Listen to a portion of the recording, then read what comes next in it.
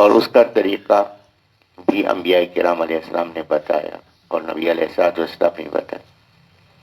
لیکن یہاں مخالفین نے بجائے اس کے کہ نبی علیہ السلام کی بات کو قبول کرتے یا قرآن مجید کہ جو نبی علیہ السلام کا معجزہ ہے اور حضرت کی حقانیت کو پوری طرح واضح کر رہا ہے، انہوں نے اس قرآن مجید کو جادو کہہ دیا. نبی علیہ السلام کو نعوذ باللہ من ذالک مجنون کہہ دیا. تو اللہ تبارک و تعالی نے اس کی تردید فرمائی کہ نبی علیہ السلام جو کلام بیان فرما رہے ہیں یہ قرآن مجید کے کسی دیوانے کا کلام ہو سکتا. نبی علیہ السلام کا حسن اخلاق، نبی علیہ السلام کی گفتگو کے اندر نظم، نبی علیہ السلام کی گفتگو کے اندر تاثیر، رب فرمایا کہ یہ کسی دیوانے کی بات ہو سکتی. تو یہاں اللہ تبارک و تعالی نے اس حقیقت کی طرف متوجہ فرمایا. اور یہ صورت جو سورۃ الحاقہ ہے، اس میں اللہ تبارک و تعالی نے قیامت کا آنا یقینی بیان فرمایا. تو اس کا آغاز فرمایا الحاقہ، کہ ثابت ہونے والی، یقیناً آنے والی، کہ ایسی چیز جس کے وجود کے بارے میں شک اور شبہ کی گنجائش نہ ہو. یہ قیامت، یہ الحاقہ، اس کو کیوں کہا ہے؟ ایک بات تو یہ ہے کہ حاقہ کہ جس کا واقع ہونا یقینی، کہ یہ یقیناً آئے گی. دوسری بات یہ کہ الحاقہ کہ حق اور باطل کو جدا کرنے والی. قیامت کا دن آئے گا تو یہ الحاقہ کہ اس وقت حق اور باطل ایک دوسرے سے جدا ہو جائیں گے. میں کہ وامتاز الیوم ایھا المجرمون، کہ مجرموں سے کہا جائے گا کہ تم نیک لوگوں سے علیحدہ ہو جاؤ تاکہ اللہ کی پکڑ تم پر ہو سکے.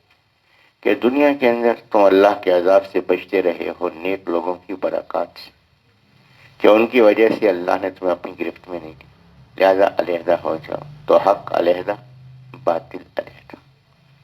تیسری بات یہ کہ الحاقہ اس کو اس لیے کہا کہ یہ جتنی حقیقتیں ہیں، جنت ہے، جہنم ہے، اعمال کی سزا ہے، اعمال کی جزا ہے، یہ ساری حقیقتیں اس دن کھل کر آنکھوں کے سامنے آ جائیں. تو اس لیے اس کو الحاقہ کہا کہ نتیجہ بالکل آنکھوں کے سامنے ہوگا. تو اس کا وقوع واقع ہونا یقینی ہے، یہ حق اور باطل میں فرق کر دے گی. اور تیسری بات یہ کہ جن حقائق کی خبر دی گئی ہے وہ حقائق پورے کے پورے آنکھوں کے سامنے ہوں گے، ہر چیز نظر آ رہی ہو. تو فرمایا کہ الحاقہ کہ واقع ہونے والی یقینی چیز. ملحاقہ، یقینی چیز کیا ہے؟ وما ادراک ملحاقہ، آپ کو کس نے بتایا کہ یہ یقینی چیز کیا ہے؟ کہ یہ بتانے والا کون ہے؟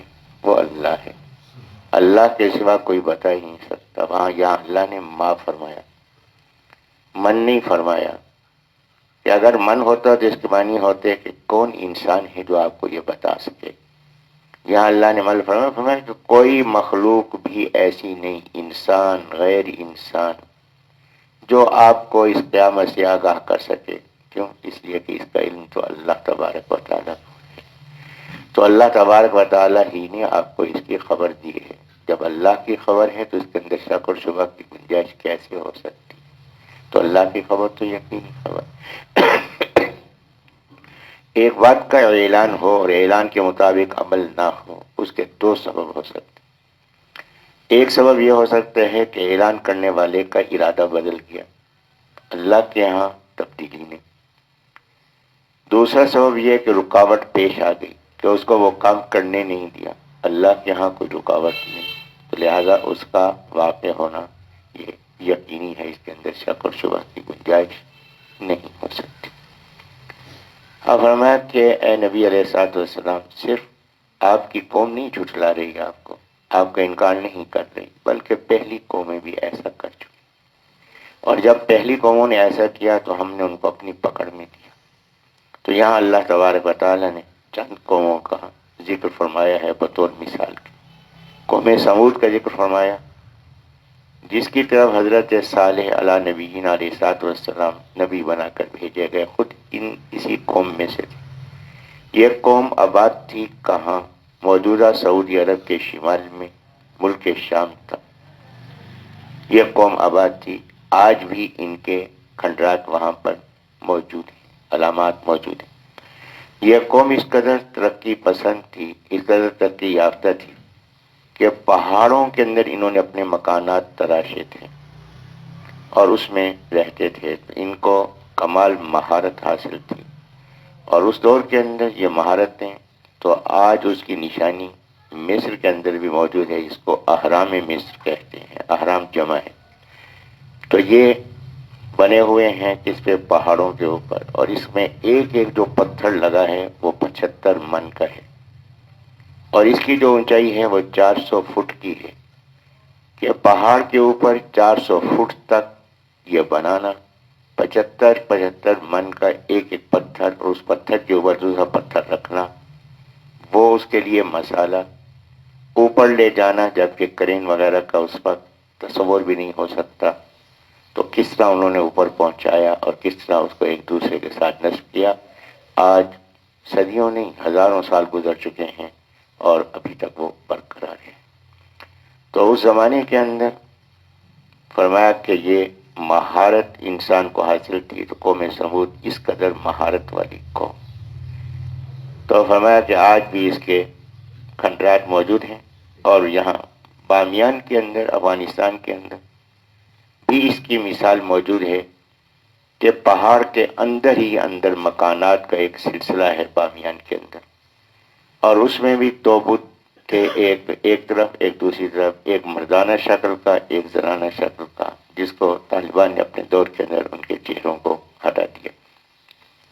اس کے ساتھ ہی نیچے ایک پورا سلسلہ ہے تعمیرات کا، پہاڑ کے اندر ہی اندر چل رہا ہے، اور کمال یہ ہے کہ پہاڑ کے اندر یہ عمارات موجود ہیں، اور وہاں روشنی کا انتظام بھی ہے، اور وہاں ہوا کے گزرنے کا انتظام بھی ہے۔ اس انداز سے ان لوگوں نے اس کو بنایا ہے۔ تو فرمایا کہ یہ قوم سمود جو بہت ترقی یافتہ قوم تھی، اور اس نے جب جھٹلایا اپنے نبی حضرت صالح علیہ السلام کو، تو پھر ہم نے ان کا انجام کیا دیا۔ دوسری قوم جس کا ذکر فرمایا یہاں اللہ تبارک و تعالیٰ نے، قوم عاد۔ قوم عاد موجودہ ملک یمن کے علاقے میں یہ قوم آباد تھی، اور ان کے قد لمبے تھے، طویل قامت یہ لوگ تھے، اور ان کے جسامت جو تھی اس کی چوڑائی 7 فٹ کی تھی، اور ان کی جو لمبائی تھی وہ 21 فٹ لمبائی عمومی طور پر تھی۔ تو 21 فٹ لمبائی تھی جسم کی، اور 7 فٹ چوڑائی تھی۔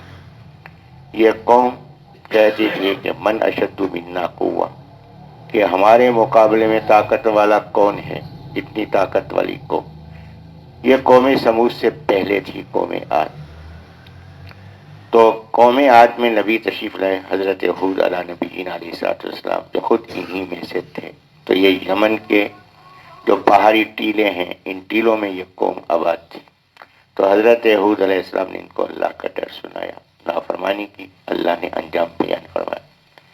اس کے بعد اللہ تبارک و تعالی نے یہاں جو ذکر فرمایا ہے وہ قوم فرعون کا فرمایا ہے، اس کی ہلاکت، اور اللہ تعالی نے لوط علیہ السلام کی قوم کا ذکر فرمایا۔ اب یہاں ترتیب برقرار نہیں، پھر اللہ نے نوح علیہ السلام کی قوم کا ذکر فرمایا۔ اب قوم سمود بعد میں ہے، پہلے نوح علیہ السلام کی قوم، اس کے بعد حضرت ہود علیہ السلام کی قوم، قوم عاد، پھر حضرت صالح علیہ السلام کی قوم، قوم سمود، اور اس کے بعد حضرت لوط علیہ السلام کی قوم، پھر فرعون کی قوم، موسیٰ علیہ السلام کے مخاطبین۔ ترتیب یہ ہے، لیکن یہاں قرآن مجید میں یہ ترتیب موجود نہیں۔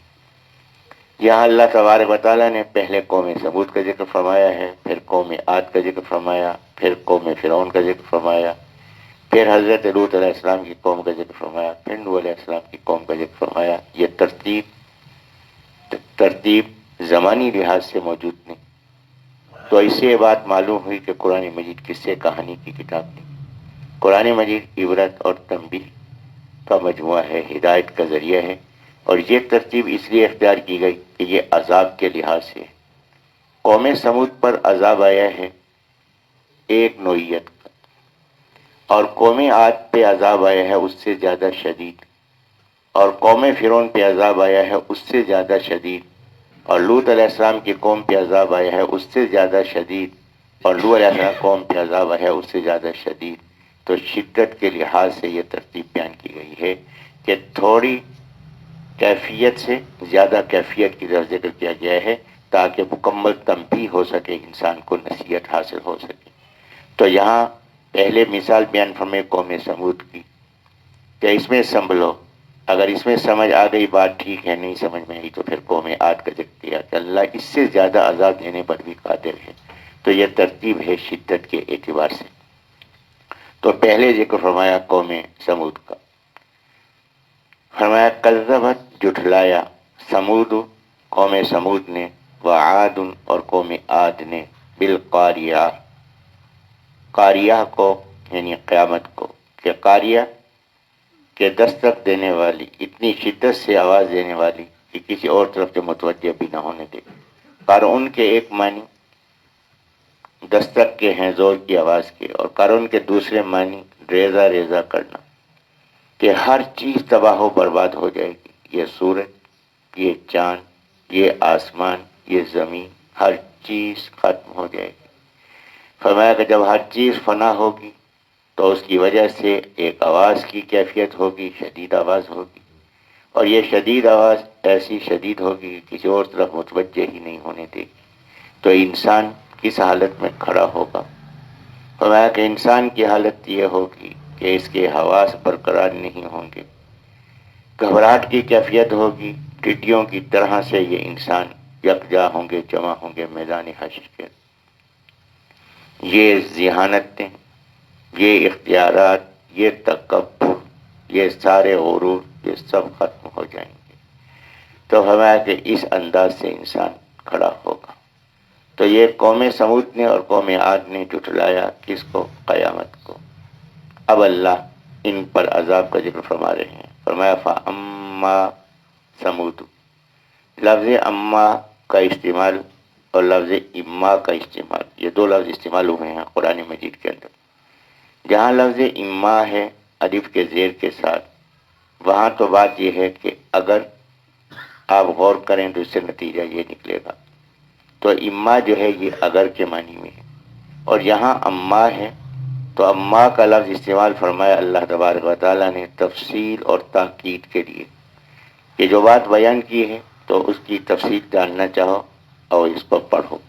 تو فاما، بس اگر تم تفصیل جاننا چاہتے ہو قوم سمود کی تو پھر ہم تمہیں بتاتے ہیں. تو اما کے معنی ہے تفصیل کے بھی اور تاکید کے بھی، کہ اس کی طرف پوری طرح سے توجہ کرو. تو اما جو ہے یہ متوجہ کرنے کے لیے، تاکید کے لیے اور تفصیل بیان کرنے کے لیے یہ لفظ استعمال ہوا ہے قرآن مجید میں. تو فاما سمود، بس جو سمود قوم سمود ہے، میں فأہلکوا، پس وہ ہلاک کیے گئے. اہلاکا اس نے ہلاک کیا، اہلکا وہ ہلاک کیا گیا. فأہلکوا پس وہ ہلاک کیے گئے، بالطاغیہ طاغیہ کے ساتھ. کہ طاغیہ کیا ہے؟ طاغیہ جو ہے یہ طغیان سے ہے. طغیان کہتے ہیں حد سے بڑھ جانا، اور اس کے لیے لفظ عام طور پر سرکشی استعمال ہوتا ہے. تو پانی کے اندر طغیانی، جب پانی حد سے بڑھ گیا، تمام رکاوٹیں اس نے توڑ ڈالی، بڑھتا ہوا چلا گیا اور اس نے طوفان کی کیفیت اختیار کر لی، تو اس کو طاغی پانی کے لیے کہتے ہیں کہ اس میں طغیانی آ گئی. تو اللہ تبارک و تعالی نے ان کو ہلاک کیا طاغیہ سے، وہ اس آواز سے کہ جو آواز حد سے بڑھ گئی. حضرت جبرائیل علیہ نبی جینا علیہ الصلوۃ والسلام، ان کی آبادیاں اس زمانے کے اندر مورخین نے لکھا ہے کہ 1700 آبادیاں تھیں. 1700 آباد بستیاں تھیں جس میں یہ رہتے تھے.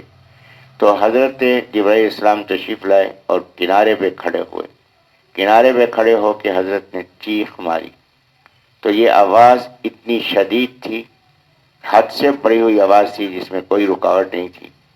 تو اس آواز کو اللہ نے طاغیہ فرمایا کہ ان کا کام سرکشی تھا، طغیانی تھا، کہ یہ نافرمانی میں، نبی کی مخالفت میں حد سے بڑھ گئے. تو اللہ تبارک و تعالی نے ان کو جو سزا دی ہے وہ بھی ان کے اعمال کے مطابق، کہ جو آواز جس آواز سے ہلاک ہوئے وہ آواز بھی اتنی شدید تھی، اتنی بڑھی کہ اپنے گھروں کے اندر یہ موجود تھے اور ان کے دل پھٹ گئے اور اوندھے ہو کر یہ گرے اور یوں پڑے ہوئے تھے جیسے معلوم ہوتا تھا کبھی ان کے اندر زندگی تھی ہی نہیں۔ اور اس قوم سمود نے جو جھٹلایا حضرت صالح علیہ السلام کو، تو یہ واقعہ اللہ تعالی نے قرآن مجید میں متعدد جگہ بیان فرمایا کہ انہوں نے کہا کہ اگر آپ اللہ کے نبی ہیں تو لہٰذا اللہ تو آپ کی بات مانے گا، تو ہمارا مطالبہ یہ ہے کہ یہ سامنے پہاڑی ہے، اس پہاڑی سے ایک اونٹنی نکلے جو قد و قامت میں اس پہاڑی ٹکڑے کے برابر ہو، اور باہر نکلتے ہی وہ بچہ جنے کہ اونٹنی 10 مہینے میں بچہ پیدا کرتی ہے، تو ہمارے ہاں عمومی 9 مہینے ہیں، اونٹنی کے 10 مہینے، تو یہ 10 مہینے کی گابن ہو اور باہر نکلتے ہی بچہ جنے، جیسے ہی بچہ جنے وہ بچہ قد و قامت میں ماں کے برابر ہو۔ حضرت صالح علیہ نبی جینا علیہ الصلوۃ والسلام سے مطالبہ کیا، مطالبہ کرنے کے بعد اپنے بتوں کے آگے سجدے میں پڑ گئے اور بتوں سے درخواست کرنے لگے کہ دیکھو کہ اس کا دعویٰ ہے کہ میرا معبود ایک ہے، تم تو بہت ہو، سارے مل جاؤ اور اس کے معبود کو یہ کام نہ کرنے دینا۔ انہوں نے اپنے طور پہ دعائیں کی اپنے معبودوں سے۔ حضرت صالح علیہ نبی جینا علیہ الصلوۃ والسلام نے اللہ تبارک و تعالیٰ سے دعا کی، اللہ تبارک و تعالیٰ نے یہ معجزہ ظاہر فرمایا۔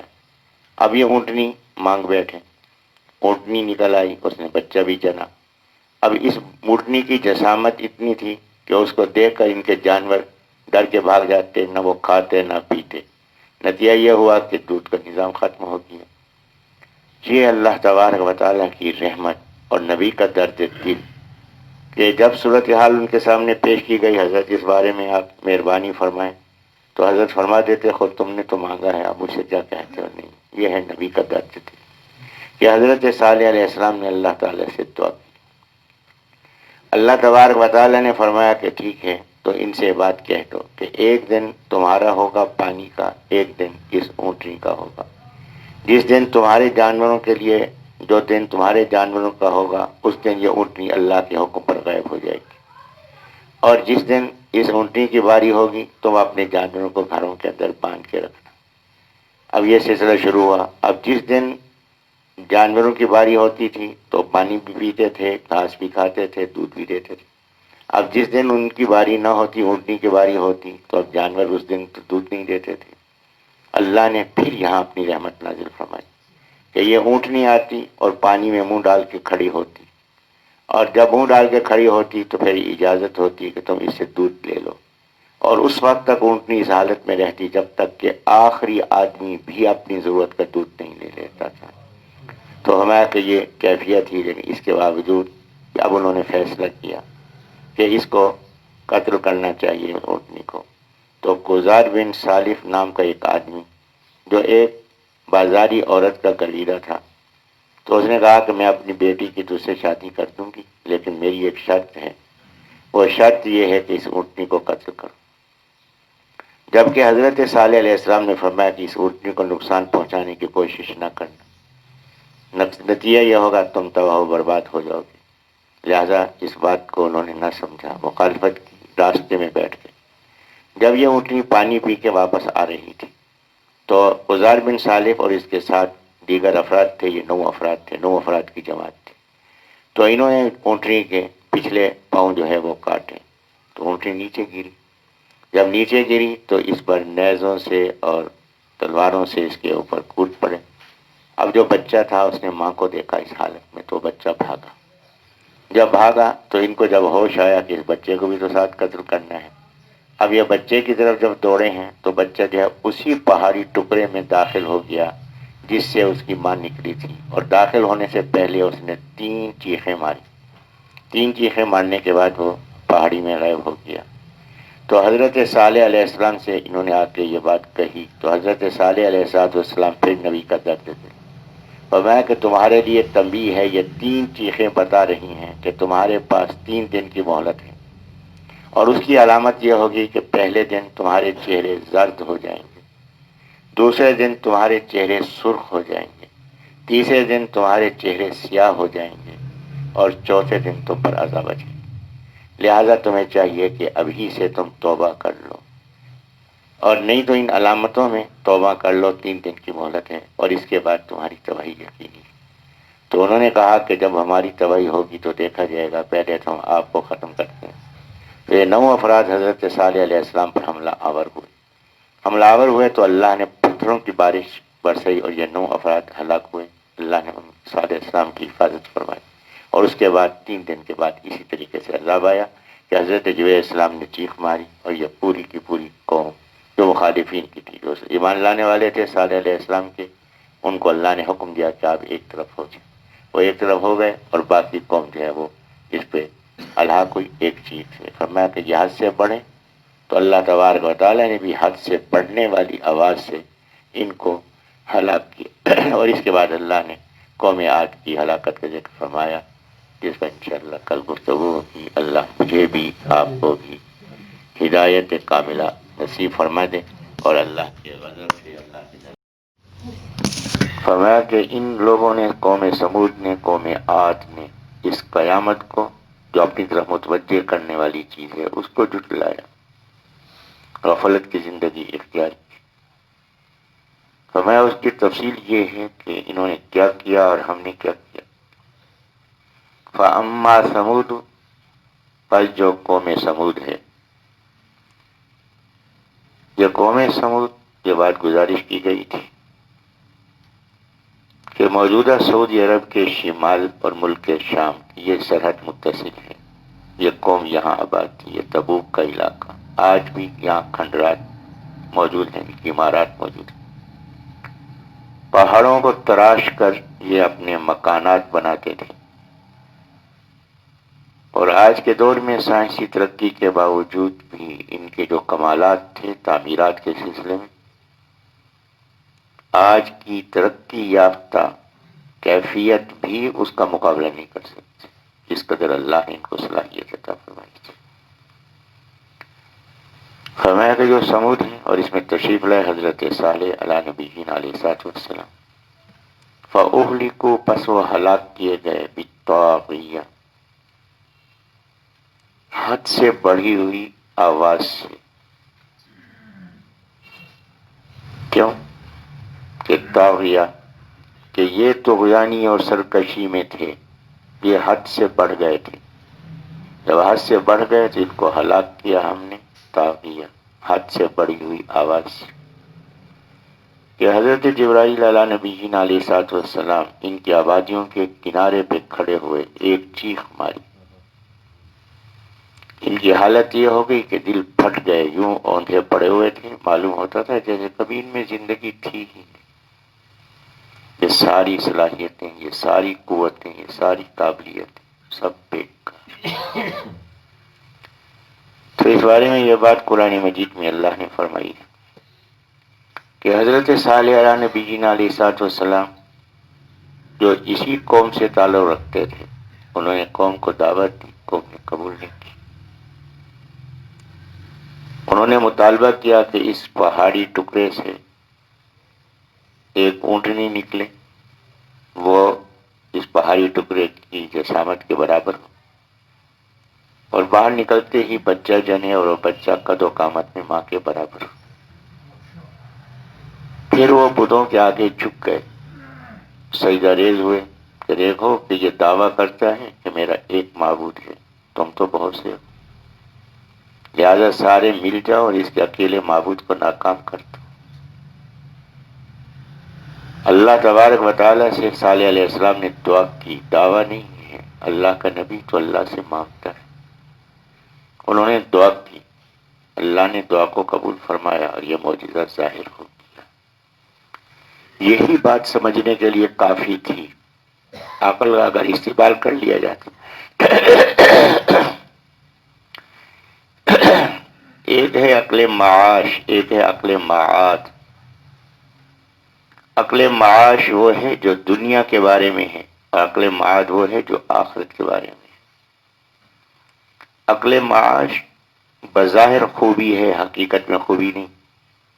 اصل خوبی تو عقل معاد ہے کہ دنیا کی زندگی کو فکر آخرت کے ساتھ گزارنا، یہ ہے حقیقی عقل، اور یہ ہے انسانی حقیقی فطرت، جس کو انسان نے خود تباہ و برباد کر دیا۔ اتنی بات عقل کے لیے کافی تھی کہ ہم نے اپنے معبودوں سے درخواست کی کہ سارے مل کر اس کے اکیلے معبود کو کامیاب نہ ہونے دو، اور اکیلا معبود کامیاب ہو گیا تو اس کے معنی ہے کہ وہ معبود زیادہ طاقتور ہے ہمارے معبودوں کے مقابلے۔ اگر ان معبودوں کو حقیقی معبود بھی سمجھ لیا جائے تو بھی عقل سے یہ بات واضح ہو گئی کہ یہ بے بس ہیں اس ایک کے مقابلے کے اندر۔ تو عقل کا تقاضا کیا تھا؟ یہی تھا کہ ان کو چھوڑ کر اسی ایک کے ہو جاتے، لیکن نہیں، یہاں عقل نے کام نہیں کیا، ضدیت۔ نتیجہ یہ ہوا کہ مخالفت شروع ہو گئی۔ تو حضرت صالح علیہ السلام نے فرمایا کہ دیکھو یہ اللہ کی قدرت کی نشانی ہے، اس اونٹنی کو نقصان پہنچانے کی کوشش نہ کر۔ تو ایک بد نصیب گزار بن صالح، اس نے اپنے ساتھیوں کے ساتھ مل کر اس اونٹنی پہ حملہ کیا، اس کے ٹانگیں کاٹیں، پھر اس کو قتل کیا۔ بچہ بھاگا، اسی پہاڑی ٹکڑے کے اندر غائب ہوا، اور اس سے پہلے اس نے 3 آوازیں نکالی، 3 چیخیں۔ اس کے بعد اسی پہاڑی میں داخل ہوا، غائب ہو گیا، یہ اس کی طرف بھاگے لیکن ان کے قابو میں نہ آیا۔ اب بھی یہاں عقل کا تقاضا کیا تھا؟ عقل کا تقاضا یہی تھا کہ وہ ذات قدرت والی ذات ہے، اسی کو ماننا ہے، لیکن نہیں۔ پھر شکوہ لے کر حضرت صالح علیہ نبی علیہ السلام کے پاس گئے۔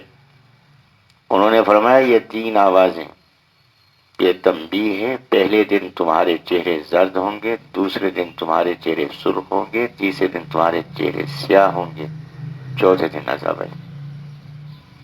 اب یہ نشانیاں، علامات بیان کی گئی ہیں۔ انہوں نے کہا کہ عذاب جب آئے گا وہ ہم پہ آئے گا، دیکھا جائے گا، پہلے آپ کا خاتمہ ہم کریں گے۔ تو حضرت صالح علیہ السلام پہ حملہ آور ہوئے، اللہ نے حفاظت فرمائی، اوپر سے کنکریوں کی بارش، جس وجہ سے یہ 9 کے 9 افراد موقع پر ہلاک ہو گئے۔ اب بھی قوم کے لیے عقل کا تقاضا کیا تھا کہ حضرت صالح علیہ السلام کی بات کو مان لیتے۔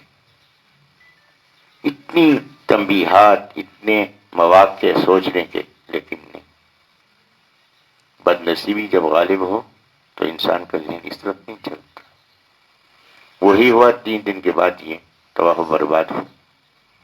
تو صالح علیہ السلام کو حکم ہوا کہ ایمان والے ساتھیوں کو لے کر یہاں سے تشریف لے جائیں۔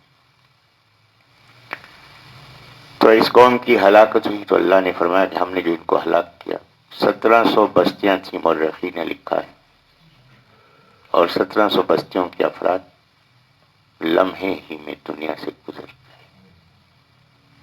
وَأَمَّا عَادٌ، فرمایا جو قوم عاد، فَأُهْلِكُوا، پس وہ ہلاک کیے گئے، بِرِیحٍ صَرْصَرٍ، بِرِیحٍ ریح، ہوا، سرسر، انتہائی ٹھنڈی، جما دینے والی، اور عاتیۃ، ہاتھ سے نکلی ہوئی، فرشتوں کے کنٹرول سے بھی نکل گئی، حد سے بڑھ گئی کہ اس کو روکنا کسی کے بس کی بات نہ رہی۔ تو میں کہ ہلاک کیے گئے، قوم عاد کو ہلاک کیا گیا، وہ ہلاک کیے گئے ٹھنڈی ہوا کے ساتھ، ایسی ٹھنڈی ہوا جس پہ کنٹرول کیا ہی نہیں جا سکتا تھا۔ یہ قوم عاد، یہ قوم یمن کے علاقے میں آباد تھی، قد آور تھی، اور مختلف مورخین نے قدوں کی کیفیت مختلف بیان کی ہے۔ بعض حضرات نے کہا کہ ان کے مکانات کی جو چھتیں تھیں وہ 400 فٹ پر تھیں، اور یہ 80 سے 90 فٹ کی قد کے تھے۔ بعض نے کم کہا، بہرحال زیادہ تحقیق یہ ہے کہ 21 فٹ کے قد تھے، 7 فٹ چوڑائی۔ دعویٰ تھا من اشد منا قوہ، کون ہے جو طاقت میں ہمارا مقابلہ کر سکے، جس غرور اور تکبر کی کیفیت پہ تھی۔ یمن کے علاقے میں آباد تھے، اور یہ پہاڑی ٹیلے، ریت کے ٹیلے تھے، یہاں ان کی آبادی تھی۔ حضرت ہود علیہ نبی علیہ السلام نبی تھے، بات نہیں مانی۔ اللہ تبارک و تعالیٰ نے تنبیہ کے لیے قحط کی کیفیت پیدا فرما دی، بارش رک گئی۔ اب یہ یہاں سے ایک وقت تیار کیا کہ جا کے بیت اللہ پہ اللہ سے دعا کرو، اللہ سے مانگو۔ کہ اللہ بارش عطا فرماتے. تو یہ قافلہ وہاں پہنچا تو وہاں جو قبیلہ آباد تھا اس قبیلے نے مہمان نوازی کی. جب مہمان نوازی کی وہاں کھانا پینا بھی ملتا رہا، شراب بھی ملتا رہا اور گانا بجانا بھی تھا. مست ہو گئے. اب جو میزبان تھا نے کہا کہ پیچھے قوم بھوکی مر رہی ہے اور یہ یہاں عیاشی میں لگ گئے. تو اس نے جو لونڈی اس کی گانا گا رہی تھی اس کو اشعار دیے کہ ان اشعار کا مفہوم یہ تھا کہ ہم تمہارے انتظار میں بھوکے اور پیاسے مر رہے ہیں، تم کہاں چلے گئے ہو. تو اس وقت حضرت نوح علیہ السلام کے طوفان کی وجہ سے بیت اللہ مٹ چکا تھا. یہاں ایک ٹیلا سا تھا، نشانی موجود تھی. تو لوگ جو دنیا میں موجود تھے یہاں آ کر عبادت کرتے تھے، دعائیں کرتے تھے. انہوں نے بھی یہاں پہ جب احساس ہوا اور گانا سنا تو دعا میں لگ گئے. تو اللہ تعالیٰ نے بادل ظاہر فرمائے کہ ان بادلوں میں جو بادل تمہیں پسند ہے وہ لے لو. تو انہوں نے جو گھنا بادل تھا اس کو پسند کیا کہ اس میں بارش خوب ہوگی. اب یہ بادل بھی چلا، یہ بھی چلا. جب یہاں پہنچے ہیں اپنے وطن میں، یمن میں پہنچے تو جو قوم تھی اس نے دیکھا ھذا عارض ممطرنا، یہ تو بڑا گھنا بادل ہے، یہ تو اوپر سے کہاں پر. حضرت ہود علیہ السلام نے فرمایا کہ یہ رحمت کا بادل نہیں، یہ عذاب کا بادل. کہا کہ حضرت کیسے عذاب ہوگا؟ آپ کیسی عجیب و غریب بات کرتے ہیں، کبھی بادل بھی عذاب ہوتے ہیں. فرمایا کہ اس سے پانی نہیں نکلے گا، اس سے ہوا نکلے گی اور تمہیں ہلاک کرتی. اب بھی تنبیہ نہیں ہوئی. جانوروں کو گرد بٹھایا، بچوں کو عورتوں کو بیچ میں بٹھایا، ایک دوسرے کے ہاتھ میں ہاتھ ڈال کر جڑ کر ایک دوسرے کے ساتھ بیٹھ گئے، مضبوط ہو کر بیٹھ گئے. یہ اللہ کا نظام تھا. ہوا نکلی، فرمایا کتنی ہوا نکلی، اتنی ہوا اس بادل سے نکلی کہ جو ایک چھلے سے گزر جائے. یہ ہوا آئی اور پھر یہ ایک آدمی کے ناک میں داخل ہوتی تھی، ایک آدمی کے ناک میں داخل ہوتی تھی، اس کو اچھالتی تھی اوپر کی طرف. یہ اپنے دائرے سے نکل کر اوپر جانے کے بعد پھر نیچے گرتا، سر علیحدہ دھڑ علیحدہ. اس کے باوجود بھی عبرت حاصل نہ. سلسلہ چلتا رہا. کب تک چلتا رہا؟ سخرہا، اس نے یعنی اللہ نے پابند کیا اس کو، اس ہوا کو، علیہم ان پر، 7 لیالین 7 راتیں، اور 8 ایام اور 8 دن. بدھ کے دن صبح کو یہ ہوا چلنا شروع ہوئی اور یہ ہوا چلتی رہی اور اگلے بدھ کو شام کو جا کر پوری قوم کو ہلاک کرنے کے بعد ہوا کا سلسلہ ختم ہو گیا.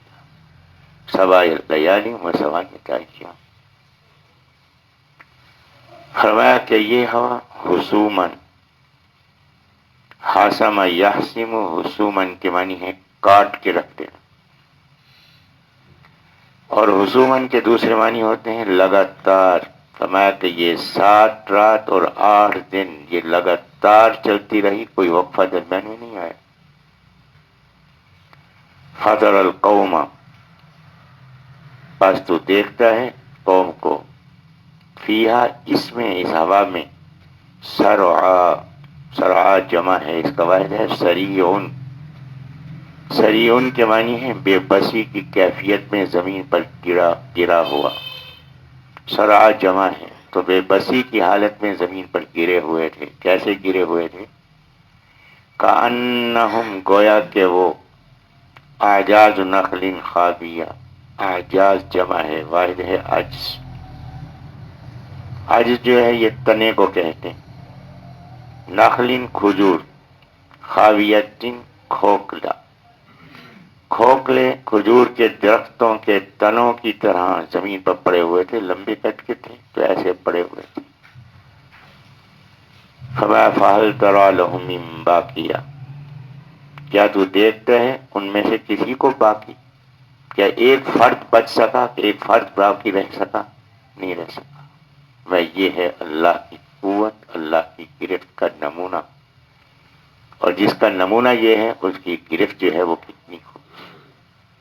اس کے بعد پھر اللہ تبارک و تعالیٰ نے فرعون کا ذکر کیا، فرمایا وَجَاءَ فِرْعَوْنُ وَمَنْ قَبْلَهُ، لایا فرعون اور اس سے پہلے والے، والمؤتفقات، اور الٹنے والی بستیاں، لوط علیہ السلام کی قوم کی بستیاں، 4 لاکھ افراد جو ہلاک ہوئے۔ بالخاطیہ، کیا لانے والے تھے ان لوگوں نے، کیا چیز پیش کی ہے؟ بالخاطیہ، گناہ ہی گناہ، کہ انہوں نے گناہ کی زندگی گزاری اور گناہوں کو منظر عام پہ لائے۔ پھر اللہ تبارک و تعالی نے ان کو اپنی گرفت میں لیا، پکڑ میں لیا۔ اس کے بعد فرمایا فَعَصَوْا رَسُولَ رَبِّهِمْ، بنیادی جرم کیا، فَعَصَوْا رَسُولَ رَبِّهِمْ، اپنے رب کے رسول کی نافرمانی کی۔ یہاں فتنہ وحدت ادیان کا رد ہے کہ یہ نبی علیہ السلام پر ایمان ضروری نہیں، توحید و آخرت پر ایمان کافی ہے۔ یہاں ہلاکت کیوں ہوئی؟ فرمایا کہ رسول کی نافرمانی کی وجہ سے، کہ اللہ کے رسول کو نہیں مانا۔ فَأَخَذَهُمْ، پس پکڑ لیا ان کو اللہ نے، اخذۃ الرابیہ، اخذہ پکڑ، رابیہ جو بڑھتی چلی جائے، جس کے اندر کمی واقع نہ ہو، کہ بڑھنے والی پکڑ میں، گرفت میں اللہ نے ان کو لیا، تو اس گرفت سے نکلنا ممکنات میں سے نہ تھا، اور یہ گرفت شدید سے شدید ہوتی ہوئی چلی گئی۔ تو یہ اللہ تبارک و تعالیٰ نے واقعات بیان فرمایا۔ پھر اس کے بعد نوح علیہ السلام کا واقعہ بیان فرمایا۔ ان واقعات کے اشارات کے سلسلے میں انشاءاللہ کل گفتگو ہو۔ اللہ مجھے آپ کو صحیح فہم، صحیح عمل کی توفیق عطا فرما دے۔ وآخر دعوانا الحمدللہ۔ الحمدللہ رب العالمین، اللہ الرحمن الرحیم، سخرها علیہم 7 لیال و 8 ایام حسوما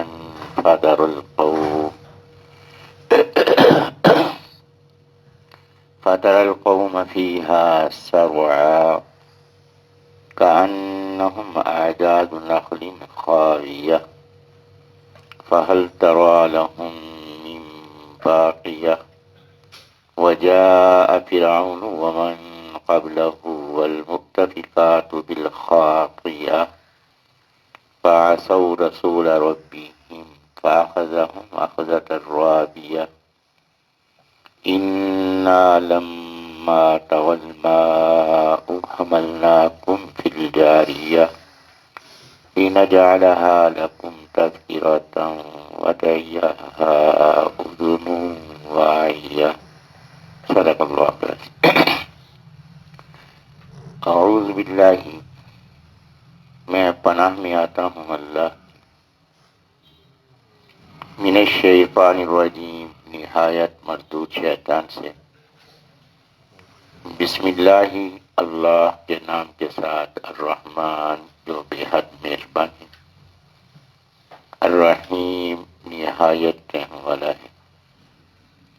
اس مقام پہ اللہ تبارک و تعالیٰ نے قیامت کا یقینی ہونا بیان فرمایا، اور یہ بات گزشتہ درس میں عرض کی گئی تھی کہ الحاقہ کے ثابت ہونے والی، کہ جس کا وقوع یقینی ہو، ایک اشارہ یہ۔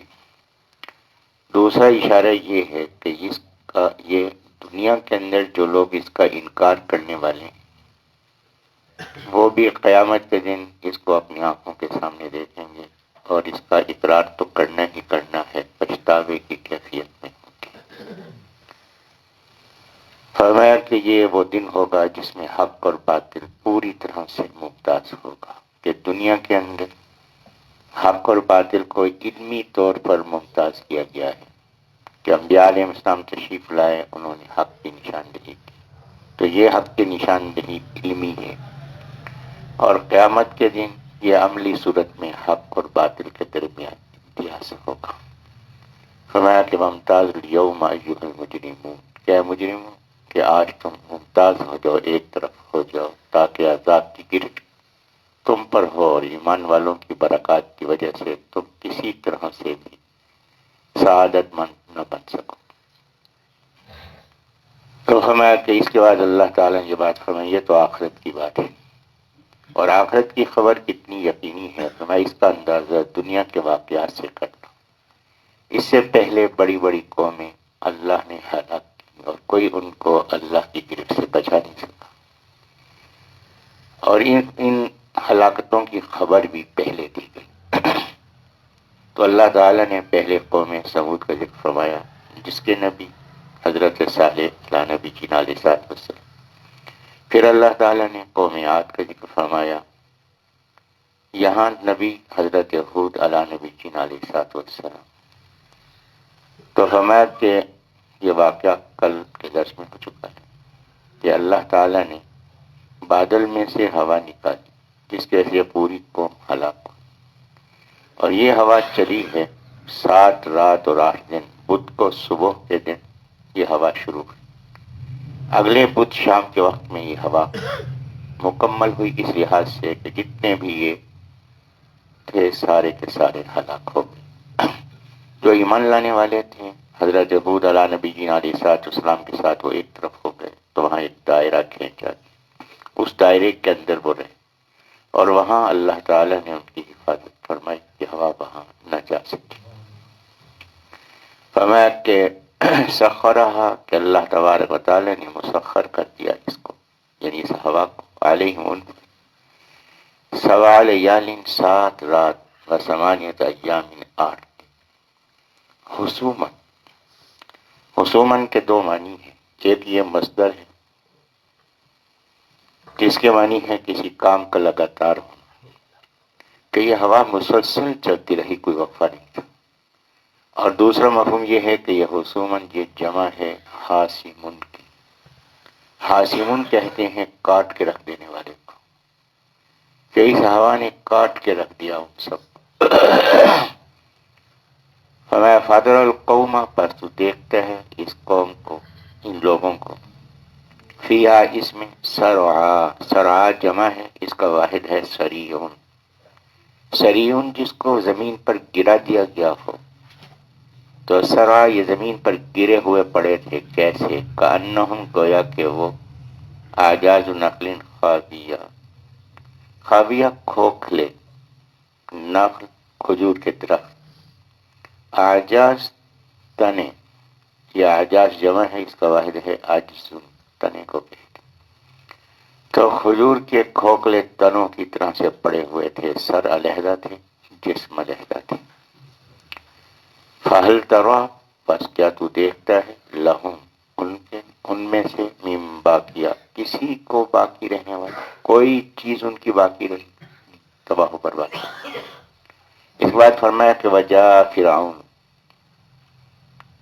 جاء کے معنی ہے آیا، لیکن آگے جب یہ فعل لازم ہے، فعل مفعول کے اعتبار سے 2 قسم کے، فعل لازم جس میں مفعول کی ضرورت نہ ہو، فعل متعدی جس میں مفعول بیان کیا جائے، مفعول کی ضرورت ہو۔ میں بیٹھا، اس میں مفعول کی ضرورت نہیں، اکیلا آدمی کام کر سکتا ہے بیٹھنے۔ استاد صاحب نے پیٹا، اب پیٹنے کے لیے پیٹنے والا ہونا ضروری ہے، اگر نہیں ہوگا تو پیٹنے کا عمل نہیں ہو سکتا۔ میں نے کھایا، کھانے کے لیے چیز ہونی چاہیے جس کو کھایا جائے، اگر وہ چیز نہیں ہے تو کھانے کا عمل نہیں ہو سکتا، اس کو فعل متعدی کہتے ہیں۔ قرآن مجید میں عربی ضابطے کے لحاظ سے جہاں فعل لازم ہوگا اور اس کو فعل متعدی بنانا ہو تو بازر بی کا آگے اضافہ کیا جاتا ہے۔ اب آپ اس آیت میں دیکھیں، وجاء فرعون ومن قبلہ والمؤتفقات بالخاطیہ، خاطیہ گناہ کو کہتے ہیں، جاء وہ آیا، جاء بھی وہ لایا، تو فرمایا کہ فرعون ومن قبلہ اور جو اس سے پہلے تھے، والمؤتفقات اور الٹنے والی بستیاں، بالخاطیہ، جاء بالخاطیہ تو وہ گناہ لائے، کہ انہوں نے گناہوں کو نمایاں کیا اور سرعام اللہ کی نافرمانی کی۔ تو یہاں ایک بات میں نے گزارش کی ہے تو ایک مسئلہ اس میں اور بھی اشارتاً عرض کرتا ہوں۔ میں نے یہ بات گزارش کی کہ فعل لازم کے ساتھ با لگتی ہے جس کو با تادیہ کہتے ہیں، جس سے معنی متعدی کے ہو جاتے ہیں۔ جاء وہ آیا، جاء بھی وہ لایا، جلسا وہ بیٹھا، جلسا بھی اس نے بٹھایا۔ تو فعل لازم کے ساتھ یہ با کا اضافہ ہوتا ہے تو معنی متعدی کی ہوتی ہے۔ اگر پہلے ہی فعل متعدی ہو اور اس کے ساتھ اگر با لگایا گیا تو اس کے معنی ہوں گے کہ یہاں دو مفعولوں کی ضرورت ہے۔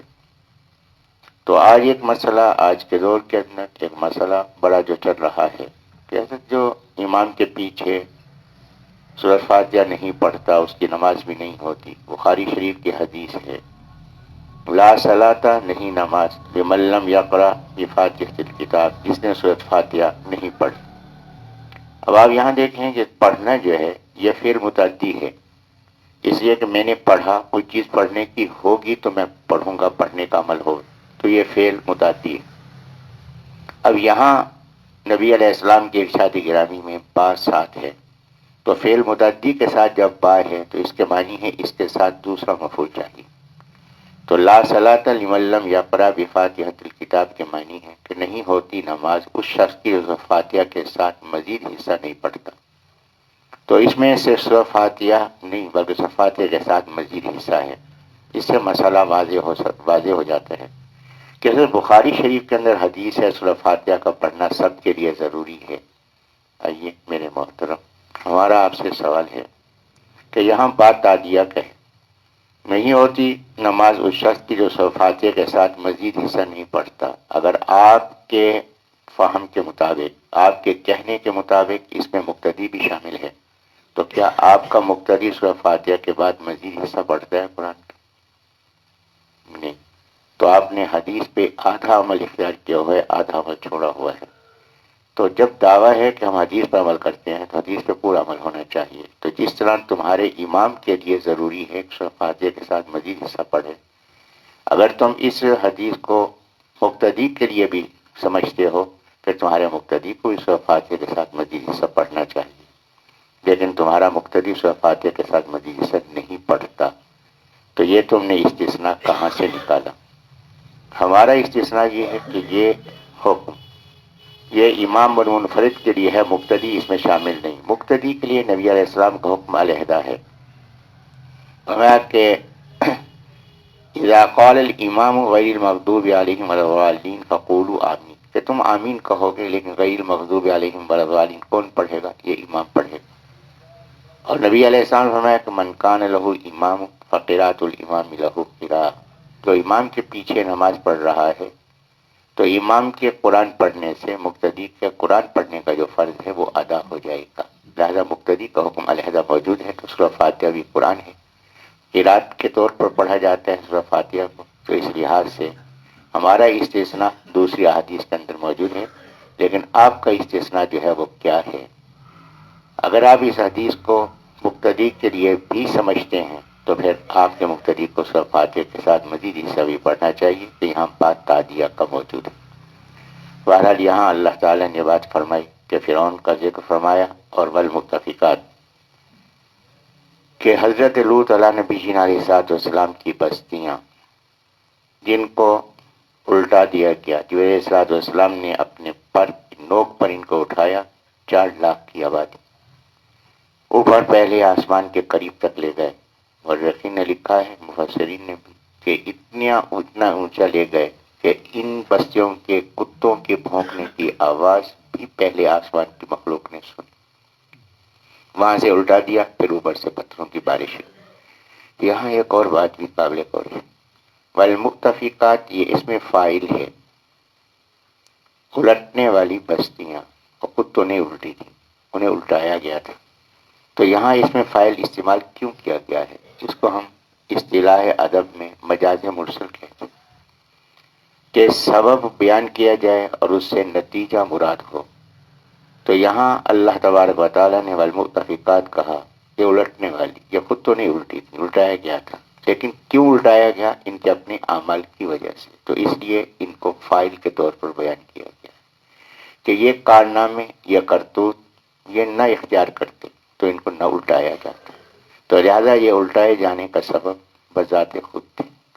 اور ان میں جو عیوب پائے جاتے تھے لوط علیہ السلام کی قوم میں، تو یہ ایک تھی ہم جنس پرستی، کہ ہم جنس پرستی کا گناہ ان کے اندر موجود تھا۔ یہاں میں ایک بات گزارش کرتا چلوں کہ عام طور پر یہ جو جنس پرستی کی کیفیت ہے اس کو لواطت کہتے ہیں، اس سے اجتناب کرنا چاہیے کہ لواطت اس کی نسبت ہو رہی ہے لوط علیہ السلام سے، اور کسی گناہ کے نام کی نسبت کسی نبی سے کرنا مناسب نہیں۔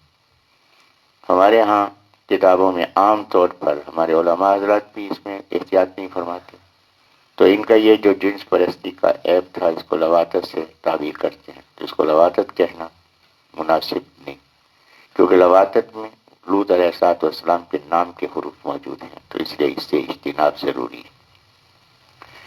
تو ہمارا کہ فعصوا رسول ربہم، پس نافرمانی کی اپنے رب کے رسول علیہ السلام کی، فاخذہم، پس پکڑ لیا ان کو۔ یہاں سے فتنہ وحدت ادیان کا رد ہو رہا ہے کہ رسول کی مخالفت رب کی مخالفت ہے، کیونکہ رسول کو کس نے بھیجا ہے؟ رب نے بھیجا۔ آج کسی ملک کا سفیر یہاں آ جائے اور آپ اس کو قبول نہ کریں تو اس حکومت کا انکار ہے۔ تو اللہ نے جس کو رسول بنا کر بھیجا اور اس کو رسول نہ ماننا، یہ اللہ کا انکار ہے۔ فتنہ وحدت ادیان یہ ہے کہ توحید اور آخرت پر ایمان کافی ہے، نبی پاک صلی اللہ علیہ وسلم پر ایمان ضروری نہیں۔ تو اگر نبی علیہ السلام پر ایمان ضروری نہیں تو ان کو کس نے بھیجا ہے؟ اللہ نے بھیجا ہے۔ تو پہلے ایمان نبی علیہ السلام پر ہوگا، پھر نبوت اور رسالت پر ایمان ہوگا تو توحید و آخرت پر ایمان قبول ہوگا۔ فاخذہم، پس پکڑ لیا ان کو، اخذۃ الرابیہ، رابیہ بڑھنے والا، اخذۃ الرابیہ کی ان کو بڑھنے والی پکڑ میں اللہ تبارک و تعالیٰ نے پکڑا، کہ ایسی پکڑ کہ جس کے اندر کوئی کمی نہیں تھی، کہ یہ پکڑ بڑھتی چلی گئی، تو اس نے پوری طرح اپنی لپیٹ میں لے لیا اور ان کی جڑیں کاٹ کے رکھ دی۔ پھر اللہ تعالیٰ نے ایک اور عذاب کا ذکر فرمایا اور اس کو احسان کے انداز میں بیان فرمایا۔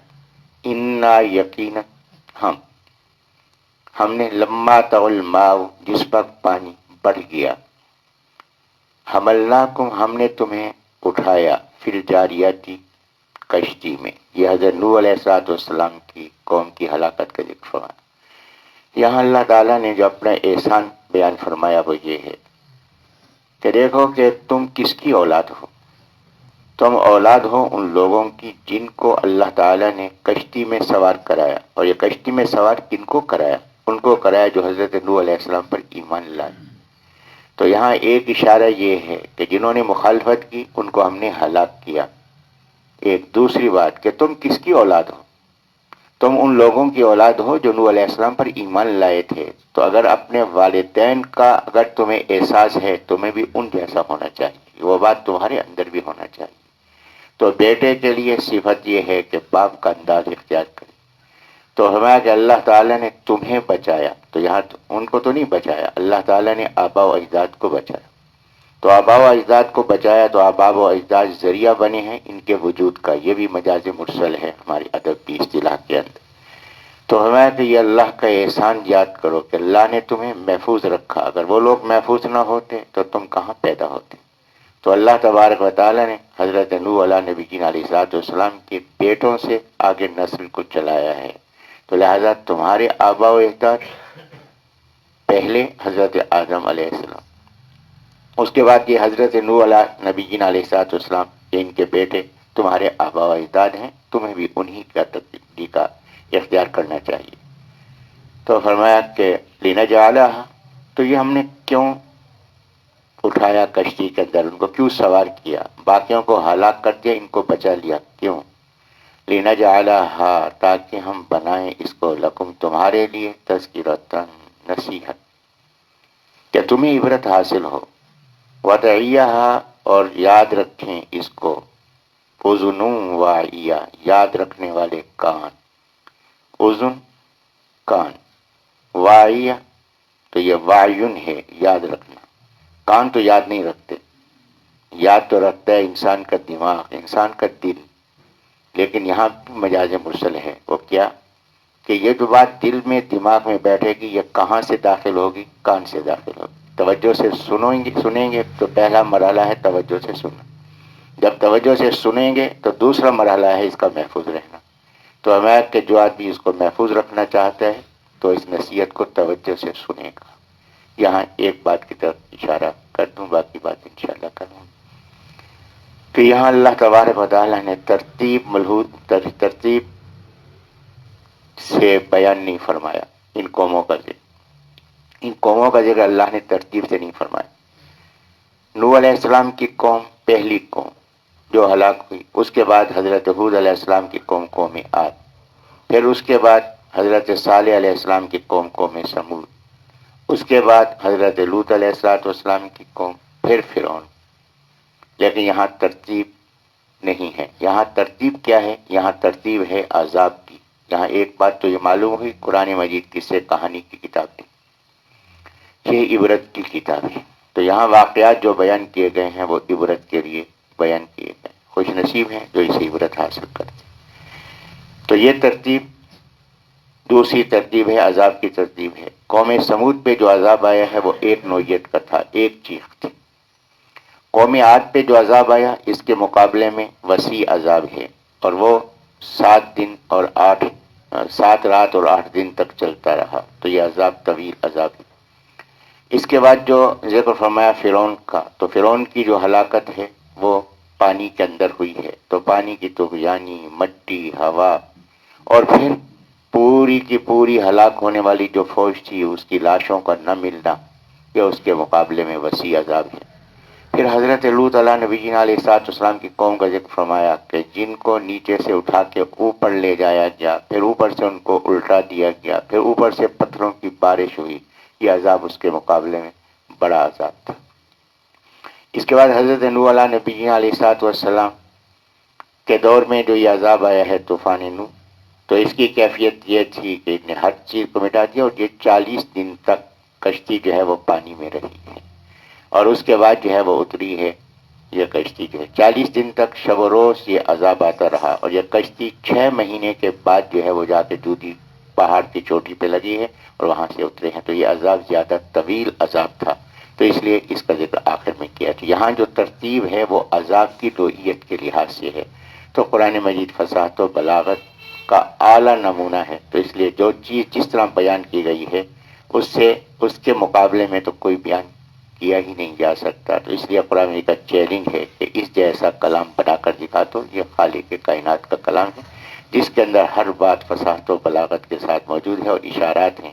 اور اللہ تبارک و تعالی ان اشارات سے کتنی ہی باتیں ہیں جو سمجھانا چاہ رہے ہیں. خوش نصیب ہیں کہ جو اس کو سمجھتے ہیں، بد نصیب ہیں جو اس سے محروم رہتے ہیں. اللہ مجھے بھی آپ کو بھی قرآنی ارشادات پر نبی اسلام کی تعلیمات کے مطابق صحابہ کرام رضوان کے طریقے پر عمل کرنے کی توفیق عطا فرما دے. وآخر دعوانا الحمدللہ رب العالمین.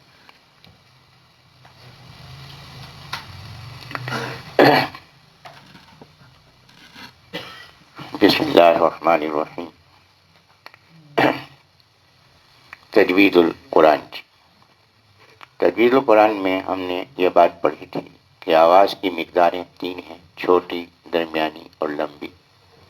آواز کے رخ بھی 3 ہیں، اوپر، نیچے، سامنے. اب ان میں سے جو چھوٹی مقدار ہے 3 رخ کی، اس کی ہم تھوڑی سی مشق کر رہے ہیں. تو آپ میرا ساتھ دیں. با، بی، بو، بل، من، ٹوب، بن، بن، بن، دن، دن، دن. یہ چھوٹی مقدار انگوٹھے کی نوک چھوٹی انگلی کے پہلے پورے کے آدھے حصے تک. اب ہے درمیانی مقدار، پہلے پورے کے جوڑ تک آواز ہم لے جائیں گے. تو درمیانی مقدار بھی 3 قسم کی، اوپر کرو، نیچے کرو، سامنے کرو. با، بی، بو، فا، فی، فو، لا، لی، لو. اب ہے لمبی مقدار 3 رخ. لمبی مقدار انگوٹھے کی نوک کو پوری انگلی کے آخر تک لے جائیں گے. سا، سی، سو، لا، لی، لو، ما، می، مو، نا، نی، نو. اس کے بعد ہم نے جو چیز پڑھی تھی وہ ہے مخارج. حلق کے نچلے حصے سے شروع کریں گے تو یہاں سے 2 حرف ہا اور حمزہ. حلق کے درمیان کے حصے سے ہا اور عین، اور حلق کے اوپر کے حصے سے خا اور غین. زبان کی جڑ قوے کے اندر والی طرف لگائیں گے تو 2 نقطے والا قاف، اور باہر والی طرف لگائیں گے تو کتاب والا کاف ادا کریں گے.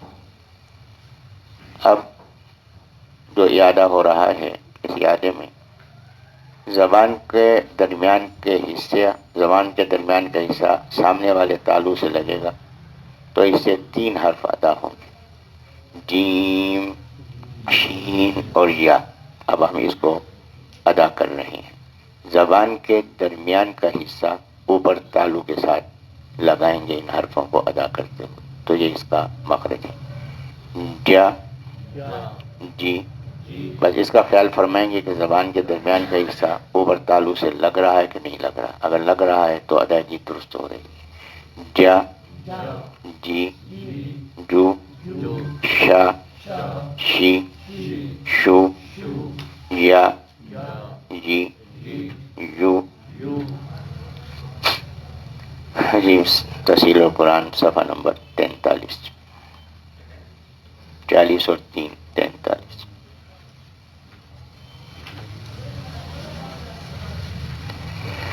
یہ تختی نمبر 12 ہے. حروف ممدودہ کے آواز کو لمبی مقدار میں ادا کرنا ہے. پہلے اوپر کے رخ والی آواز کہ الف ہو یا کھڑا زبر ہو تو اس کو اوپر کے رخ ادا کرتے ہیں اور درمیانی مقدار میں ادا کرتے ہیں. لیکن جب اس پہ مد کی علامت آ جائے پھر اس کو لمبی مقدار میں ادا کریں گے. تو یہ صفحہ نمبر 43، 40 اور 3، 43. الف ممدودہ، جس الف پہ مد ہو اس کو الف ممدودہ کہتے ہیں، اور اگر مد نہ ہو اور الف پڑھنے میں آ رہا ہو تو اس کو الف مدہ کہتے ہیں. تو یہ الف ممدودہ ہے جس کو ہم ادا کر رہے ہیں، اس کے اوپر مد کی علامت ہے. آ، با، تا، سا، جا، ہا، خا، دا، ذا، را، زا، سا، شا، صا، وا، طا، وا، عا، غا، فا، قا، کا،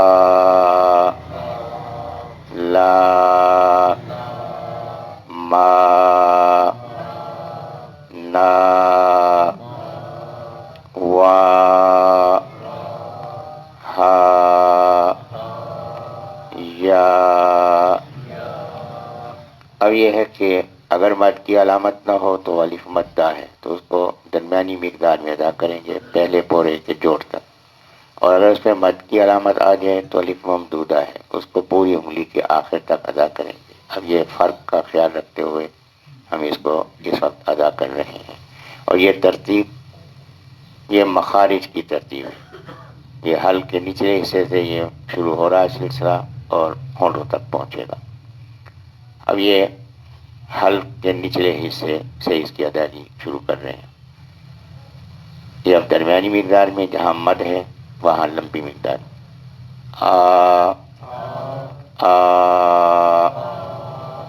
ہا ہا.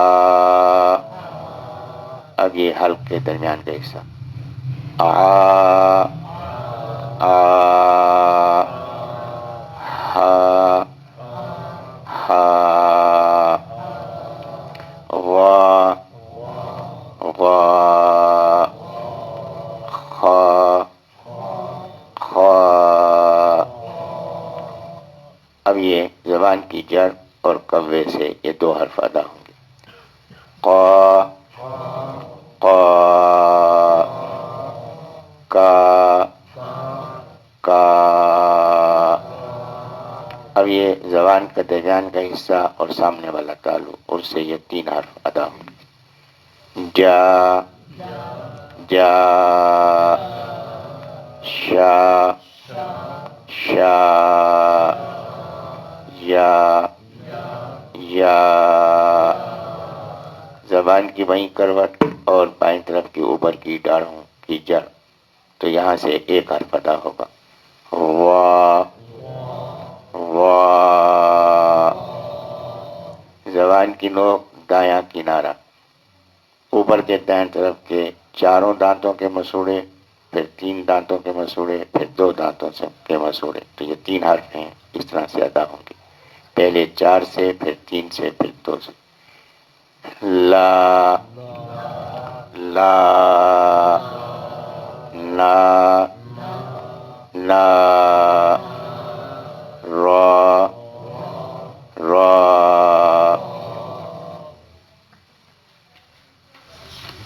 اب یہ ہے کہ زبان کی نوک اوپر کے سامنے والے دانتوں کی جڑ جس سے تین حرف ادا ہو رہے ہیں. قا قا دا دا تا تا. اب ہے زبان کی نوک اوپر کے سامنے والے دانتوں کا اندرونی کنارہ اس سے بھی تین حرف ادا ہو رہے ہیں. وا وا ذا ذا ثا ثا. زبان کی نوک اور نچلے دانتوں کا کنارہ اس سے تین حرف ادا ہو رہے ہیں. صا صا زا زا سا سا فا فا. اب یہ ہے کہ دونوں ہونٹوں کے جو تر کنارے ہیں اس کو ملا کے یہ ایک حرف ادا کریں گے.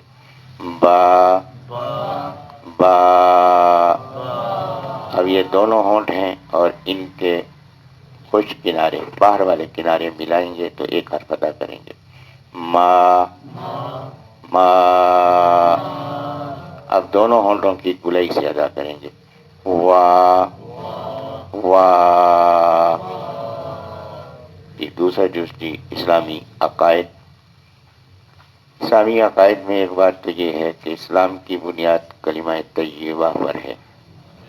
بعض حضرات فرما دیتے ہیں کہ کلمہ طیب یہ کلمہ طیبہ ہے.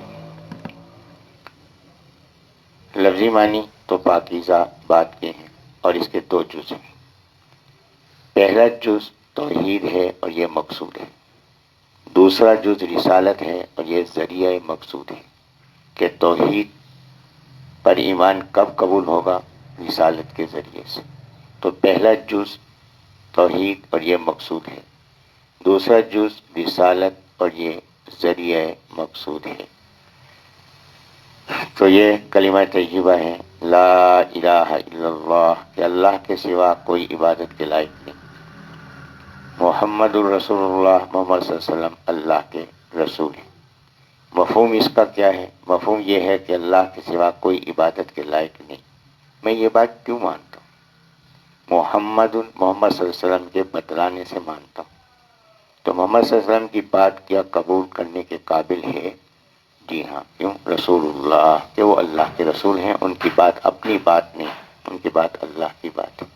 تو ان کی بات کو ماننا اللہ کی بات کو ماننا ہے، ان کا انکار کرنا اللہ کا انکار کرنا ہے۔ اسی کلمہ طیبہ کو جب ہم گواہی کے انداز میں پیش کرتے ہیں تو اس کو کلمہ شہادت کہتے ہیں۔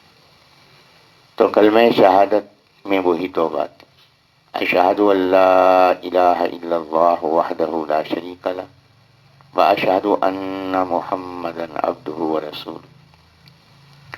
اس کا پہلا جز یہ اللہ تبارک و تعالیٰ کی وحدانیت کی گواہی ہے۔ اللہ کو 5 باتوں میں اکیلا ماننا ضروری ہے، ذات میں، صفات میں، افعال میں، احکام میں، معبودیت میں، کہ ان 5 باتوں میں اللہ تبارک و تعالیٰ اکیلا ہے۔ یہ بنیادی باتیں ہیں توحید کی۔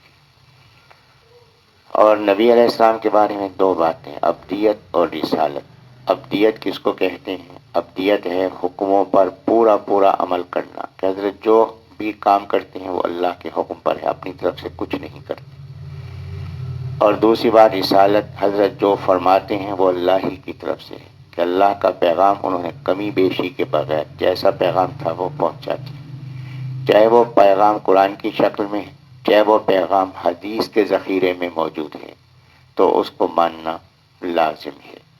تو یہاں جن فتنوں کا رد ہوا ہے، شرک کا رد ہوا ہے، کفر کا رد ہوا ہے، اور انکار حدیث کا رد ہوا ہے، اور ختم نبوت کا انکار جو ہے اس کا رد ہوا ہے، تو اس میں کتنے ہی فتنوں کا رد جو ہے وہ موجود ہے، اور فتنہ وحدت ادیان کا رد ہے۔ اور بنیادی طور پر کلمہ شہادت میں غور فرمائیں تو 4 باتیں معلوم ہوتی ہیں، 4 کام، کہ میں جو گواہی دے رہا ہوں اس گواہی کے تقاضے کیا ہیں، وہ 4 ہیں۔ اشہد، میں گواہی دیتا ہوں، اللہ الہ، کہ کوئی عبادت کے لائق نہیں، میں کسی باطل معبود کو نہیں مانتا، میں نے ان تمام باطل معبودوں کو مٹانا ہے، کفر کے راستے بند کرنے ہیں، تو اس کے لیے کیا ہے؟ جہاد، کہ میں جہاد سے وابستگی کا اظہار کر رہا ہوں۔ اشہد ان لا الہ، کسی کو نہیں ماننا، الا اللہ، ہاں ماننا ہے تو کس کو ماننا ہے؟ اللہ کو ماننا ہے، وہی ہمارا حقیقی معبود ہے، وہی ہمارا خالق ہے، اس سے جڑنا ہے۔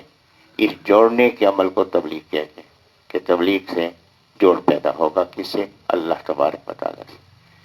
وحدہ لا شریک لہ، وہ اکیلا ہے، اس کا کوئی شریک نہیں۔ واشہد ان، اور میں گواہی دیتا ہوں کہ محمد صلی اللہ علیہ وسلم عبدہ، اس کے بندے ہیں۔ تو عبدیت اس کے مراکز خانقاہ ہیں، کہ نبی علیہ السلام اللہ کے بندے ہیں اور رسول اس کے رسول ہے، پیغام پہنچانا، تو یہ پیغام کے مراکز مدارس، تو اس میں 4 شعبوں سے وابستگی کا اظہار ہے، جہاد سے، تبلیغ سے، مدارس سے، خانقاہوں سے، مدارس سے۔ تو لہذا ان 4 کی میں تائید کر رہا ہوں، اور میرا تعلق ان 4 کے ساتھ ہے، اس بات کا اظہار ہے کلمہ شہادت کے اندر۔ تو یہ وہی کلمہ طیبہ ہے جس کو گواہی کے انداز میں پیش کیا گیا ہے، اور ساتھ ہی 4 تقاضوں کی طرف متوجہ کیا جا رہا ہے، کہ ان 4 کو اختیار کریں گے تو انسان نبی علیہ السلام کی تعلیمات پر پورا پورا عمل کرنے والا ہوگا۔ صحابہ کرام جو ہم تو ان 4 پہ عمل کرتے تھے، لیکن وہ جامع الصفات تھے۔ ہم کیونکہ کمزور ہیں، اس لیے 4 شعبوں سے بیک وقت تعلق تو نہیں رکھ سکتے، تو کسی ایک شعبے سے ہی اگر تعلق ہو جائے اور اس کا حق ادا ہو جائے تو یہ بھی غنیمت ہے، لیکن اس کا تقاضا ہے کہ باقی 3 شعبوں کو بھی اپنے ہی شعبہ سمجھا جائے اور ان کی مخالفت نہ کی جائے، وہ ہمارا ہی کام کر رہے ہیں۔ جس شعبے سے آپ کا تعلق ہے اس شعبے میں آپ کام کرتے رہیں، لیکن باقی 3 شعبوں کے بارے میں بھی یہی سمجھیں کہ یہ بھی وہی کام ہے جو نبی علیہ الصلوۃ والسلام کا کام ہے، جو صحابہ نے کیا ہے، اور یہ بھی ہمارا ہی کام ہے جو وہ کر رہے ہیں۔ اس کے بعد ہے اسلامی احکام اور مسائل، تیسرا اور آخری جز، کہ سنت کے بارے میں ہم پڑھ چکے ہیں، اس کا اعادہ کر رہا ہوں، اور اس کے مقابلے میں ہے بدعت۔ سنت نمایاں اور واضح راستے کو کہتے ہیں، اور اصطلاح میں اللہ تعالیٰ کی بندگی کا وہ طریقہ جو امت میں مطلوب ہے، اس کو سنت کہتے ہیں۔ اب یہ سنت کون کون سی بات سنت ہوگی؟ ہر حدیث سنت نہیں، لیکن سنت حدیث میں ہوگی۔ سنت اور حدیث میں تعلق ہے عام خاص، کہ حدیث میں ایک بات ہے تو کیا وہ سنت بھی ہوگی؟ نہیں، وہ معلوم ہوگی کس سے؟ صحابہ کرام رضی اللہ عنہم سے، کہ انہوں نے جس کام کو اختیار کیا ہے وہ سنت ہے، جس کام کو اختیار نہیں کیا وہ خصوصیت ہے یا کسی مجبوری کی وجہ سے۔ تو سب سے پہلی چیز جو سنت کے اندر ہے کہ نبی علیہ الصلوۃ والسلام کے ارشادات عالیہ پہ صحابہ کرام رضی اللہ عنہ جس طریقے سے عمل کیا اس طریقے سے عمل کرنا یہ سنت ہے۔ نمبر 2، نبی علیہ السلام کے فعل مبارک جس کو صحابہ کرام رضی اللہ عنہ نے اختیار کیا تو وہ سنت ہے۔ تو نبی علیہ السلام کا وہ فعل مبارک جس کو صحابہ جو نے اختیار نہیں کیا وہ سنت نہیں۔ اس کی صرف 2 مثالیں سمجھنے کے لیے عرض کر دیتا ہوں تاکہ غلط فہمی پیدا نہ۔ ایک صحابی رضی اللہ عنہ نبی علیہ السلام کے ساتھ ہیں، کہتے ہیں نبی علیہ الصلوۃ والسلام اروڑی کی طرف تشریف لے گئے اور حضرت نے کھڑے ہو کے پیشاب فرمایا۔ اب صحابہ کرام رضی اللہ عنہ نے کھڑے ہو کے پیشاب نہیں کیا، اور اس صحابی رضی اللہ عنہ نے جنہوں نے یہ دیکھا ہے انہوں نے بھی کبھی کھڑے ہو کے پیشاب نہیں کیا، تو معلوم ہوا کہ ایسا کرنا کسی مجبوری کی وجہ سے تھا، یہ مطلوب عمل نہیں ہے، یہ سنت نہیں ہے، حالانکہ حدیث تو ہے لیکن سنت نہیں۔ نبی علیہ السلام نے طواف فرمایا حج کے موقع پر، حضرت اونٹنی پر سوار تھے، حضرت اونٹنی پر سوار تھے، اونٹنی پر سوار ہو کے طواف فرمایا، جب باقی جتنے صحابہ کرام رضی اللہ عنہ تھے ان سب نے پیدل طواف کیا۔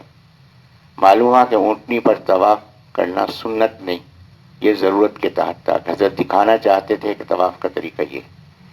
اگر یہ صحابہ کرام رضی اللہ عنہ بھی ایسا اختیار کرتے، اونٹنی پر سوار ہو کے طواف کرتے تو یہ عمل سنت ہوتا، لیکن وہ سب جو تھے سوار نہیں تھے تو یہ عمل سنت نہیں، حدیث تو ہے لیکن سنت نہیں۔ تو سنت کا تعین صحابہ کرام سے ہوگا کہ حضرت کے جس فعل مبارک کو انہوں نے اختیار کیا ہے وہ سنت ہے، اور جس کو اختیار نہیں کیا وہ حضرت کی یا خصوصیت ہے یا مجبوری ہے یا ضرورت ہے، اس کی وجہ سے وہ عمل موجود ہوگا۔ تو ہر حدیث پر عمل نہیں، اس حدیث پر عمل ہوگا جس کے اندر سنت بیان کی گئی ہو، اور وہ معلوم ہوگا سنت ہے کہ نہیں ہے۔ یہ کہاں سے معلوم ہوگا؟ یہ معلوم ہوگا صحابہ کرام رضی اللہ عنہم سے، اور اس کا تعین فرمائیں گے فقہا۔ تیسری بات یہ ہے کہ خلفائے راشدین رضی اللہ عنہم کا قول اور ان کا فعل یہ سنت ہے۔ نبی نے فرمایا کہ فعلیکم بسنتی و سنت الخلفاء الراشدین المہدیین۔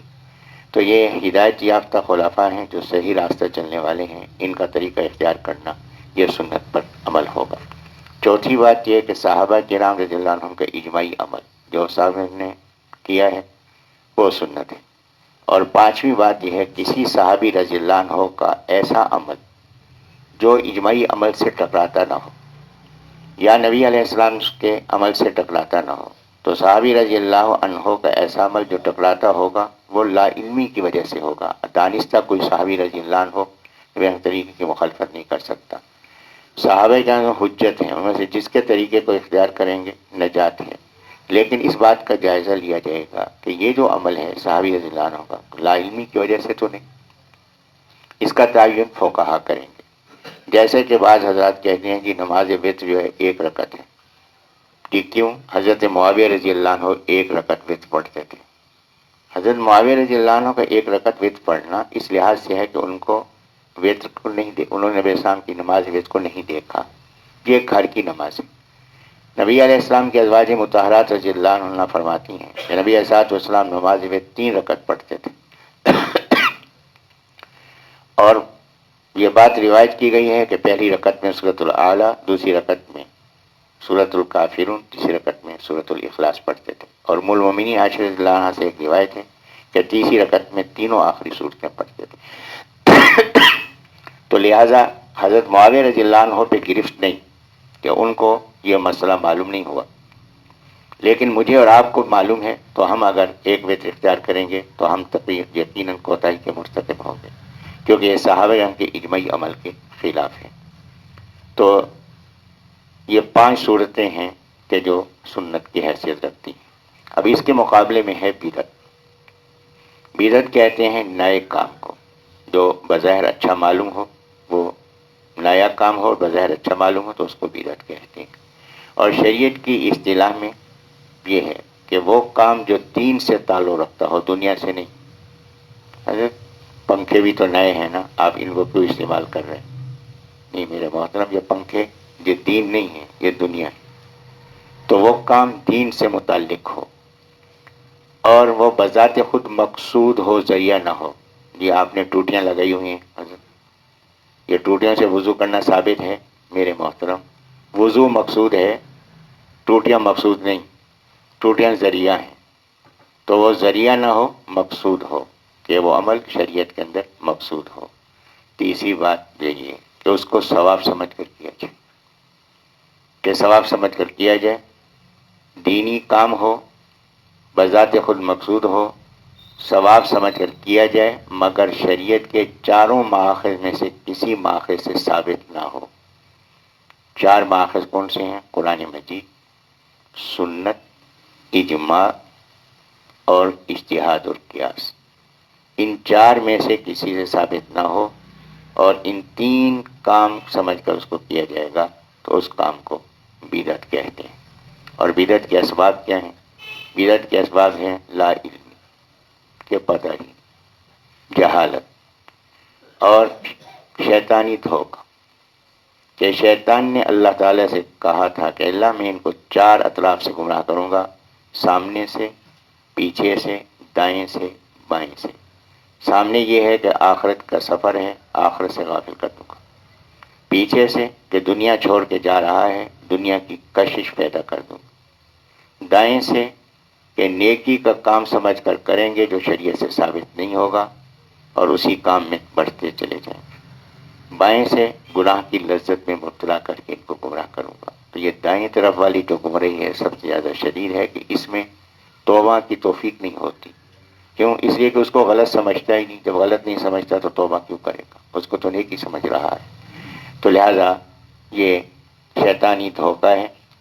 اور تیسرا سبب شہرت پسندی ہے، سمجھ بھی رہا ہے کہ کام صحیح نہیں ہے لیکن اسی میں شہرت ہے کہ نام بنتا ہے تو اس کو اختیار کرے گا شہرت پسندی کی وجہ سے۔ اور چوتھا سبب ہے غیر مسلموں کے اثرات، کیونکہ ہم ہندوؤں کے ساتھ رہے ہیں اس لیے بہت سی باتیں ہندوؤں کی وجہ سے ہمارے اندر داخل ہو گئی۔ ایرانیوں سے تعلق رہا تو ایرانیوں کی باتیں ہمارے اندر داخل ہو گئی، عیسائیوں سے تعلق رہا، عیسائیوں کی باتیں ہمارے اندر داخل ہو گئی۔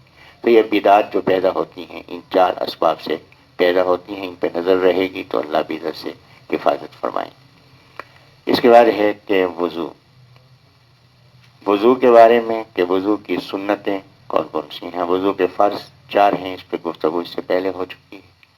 وضو کی سنتیں: نیت کرنا کہ میں وضو کر رہا ہوں، تسمیہ پڑھنا، شروع میں بسم اللہ الرحمن الرحیم پڑھنا، یہ دونوں ہاتھ 3 بار دھونا، انگلیوں کا، ہاتھ کی انگلیوں کا خلال کرنا۔ یہ ہاتھ جب دھو رہے ہیں تو اس وقت یہ انگلیوں کا خلال کریں گے، تو یہ خلال کا یہ مقام ہے، تو یہ انگلیوں کا خلال کرنا یہ سنت ہے۔ مسواک کرنا یہ سنت ہے۔ اس کے بعد 3 بار کلی کرنا، منہ میں پانی ڈالنا اور پانی کو باہر ڈالنا۔ اس بات کا خیال رکھیں گے اگر قبلہ رخ بیٹھ کر وضو فرما رہے ہیں تو پانی میں رخ نیچے رکھیں گے، سامنے نہیں کریں گے، احتیاط فرمائیں گے بیت اللہ کے قبلے کے ادب کی وجہ سے۔ 3 بار ناک میں پانی ڈالنا، دائیں ہاتھ سے پانی ڈالنا، بائیں ہاتھ سے جھاڑنا، یہ سنت ہے۔ جن اعضاء کا دھونا ہے، چہرہ دھونا ہے، بازو دھونے ہیں، پاؤں دھونے ہیں، ان کو ایک ایک دفعہ دھونا فرض ہے، 3 دفعہ دھونا یہ سنت ہے۔ داڑھی کے یہ سامنے لٹکے ہوئے جو بال ہیں ان کو دھونا بھی سنت ہے، اور داڑھی کا خلال کرنا یہ بھی سنت ہے۔ سر کے چوتھائی حصے کا مسح فرض ہے، پورے سر کا مسح سنت ہے، اور دونوں کانوں کا مسح یہ بھی سنت ہے۔ گردن کا مسح اس سے پہلے گزارش کی جا چکا ہے، یہ مستحب ہے۔ اور یہ کیوں ہے کہ نبی علیہ السلام سے یہ بات مروی ہے کہ فرمایا کہ جو گردن کے مسح کی عادت بنائے گا قیامت کے دن توپ سے محفوظ رہے گا۔ اس کے بعد جو آخری بات ہے وہ ہے نماز شروع کرنے کا طریقہ۔ نماز کے فرائض اور واجبات اور مفسدات پہ گفتگو ہو چکی ہے، تو یہ ہے نماز شروع کرنے کا طریقہ، ترتیب ہم اختیار کر رہے ہیں۔ تو آج نماز شروع کرنے کا طریقہ جو ہے وہ ہم سیکھ لیتے ہیں۔ سب سے پہلے تو یہ ہے کہ اس بات کا خیال احتیاط کر لیجیے، خیال کر لیا جائے کہ جسم، لباس اور جگہ یہ تینوں پاک ہیں کہ پاک نہیں۔ اگر پاک نہیں تو اس کو پہلے پاک کریں، پھر نماز جو ہے وہ شروع کریں۔ سر ڈھانپا ہوا ہو، کہ نبی علیہ السلام اور صحابہ کرام رحم سے ننگے سر نماز پڑھنا تو دور کی بات ہے، چلنا پھرنا بھی ثابت، تو اس لیے احتیاط فرمائیں کہ سر کو ڈھانپ کے نماز ادا کریں۔ احرام کی حالت میں ہیں تو پھر تو سر کو نہیں ڈھانپیں گے مرد حضرات، اور اگر احرام کی حالت میں نہیں ہیں تو پھر سر ڈھانپ کر نماز پڑھیں۔ یہ آستینیں، وضو ہم نے کیا ہوا ہے تو آستینیں اوپر چڑھی ہوتی ہیں تو یاد نہیں رہتا، تو اس کا خیال فرمائیں گے کہ یہ آستینیں یا اس کو نیچا فرما دیں گے۔ اس کے بعد یہ ہے کہ پیشانی یہ ننگی ہونی چاہیے، یہ اوپر والی ٹوپی یا اوپر والا رومال یہ پیشانی کے آگے نہ ہو، تو پیشانی جو ہے وہ ننگی ہونی چاہیے۔ نیچے والا کپڑا بے شک اس پہ آپ سجدہ فرمائیں گے، لیکن یہ اوپر والا جو کپڑا ہے یہ پیشانی پہ نہیں ہونا چاہیے۔ اور عورت جو ہے یہ سر کے بالوں سے لے کر نیچے پاؤں تک یہ اپنے آپ کو چھپائے گی، چہرہ، ہاتھ اور پاؤں کے تلے یہ نماز میں اس کے لیے سطر میں شامل نہیں، لیکن اگر بے پردگی کا امکان ہو تو چہرہ ڈھانپنا بھی لازم ہے، تو چہرہ ڈھانپنا لازم نہیں، لیکن اگر بے پردگی کا امکان ہو تو چہرہ ڈھانپنا بھی لازم ہوگا۔ اور مرد حضرات جو ہیں وہ اوپر کے کپڑے سے، شلوار سے یا دھوتی سے ان کے ٹخنے جو ہیں وہ ڈھانپے ہوئے نہ ہوں، تو یہ چیزیں ٹخنوں سے اوپر ہوں۔ نیچے سے جراب ہے، موزہ ہے، اس سے ڈھانپ سکتے ہیں، اوپر کے کپڑے سے نہیں ڈھانپا جا سکتا۔ تو یہ ٹخنے جو ہیں یہ مرد حضرات جو ہے اس کو ننگے رکھیں گے، یہ ننگے رکھے سے مراد یہ ہے کہ اوپر والے کپڑے سے نہیں ڈھانپے ہوئے ہوں۔ پاؤں کی انگلیاں قبلہ رخ، عام طور پر نماز پڑھ رہے ہوتے ہیں تو پاؤں یوں ہوتے ہیں، نہیں، پاؤں کی انگلیاں قبلہ رخ، اور اس کا بڑا آسان فارمولہ ہے کہ دونوں انگوٹھوں کے درمیان کا اور ایڑیوں کے درمیان کا فاصلہ آپ برابر کر لیں، آپ دیکھیں گے پاؤں قبلہ رخ ہو گئے۔ مردوں کے لیے ہے کہ 4 انگلیاں کم از کم، ایک بالش زیادہ سے زیادہ، یہ فاصلہ رکھیں گے۔ عورتیں جس قدر پاؤں اپنے ملا سکیں وہ ملا لیں گی۔ سانس وغیرہ کا مسئلہ ہے، لیکن جہاں معذوری ہے، عذر ہے، تو وہاں ہر قسم کی اجازت ہے، لیکن یہ عمومی جو ہے وہ حکم ہے۔ اس کے بعد یہ دونوں ہاتھ جو ہیں یہ نیچے لٹکے ہوئے ہونے چاہیے۔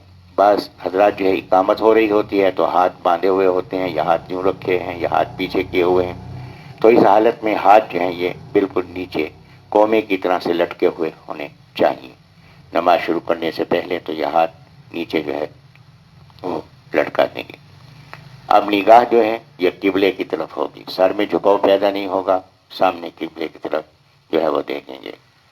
مرد دونوں ہاتھ کانوں تک اٹھائیں گے، اور عورتیں جو ہیں وہ سینے تک، زیادہ تک کندھے تک، وہ چادر کے اندر ہاتھ اٹھائیں گے، اور مرد حضرات جو ہے یہ ہاتھ ظاہر کر کے اٹھائیں گے۔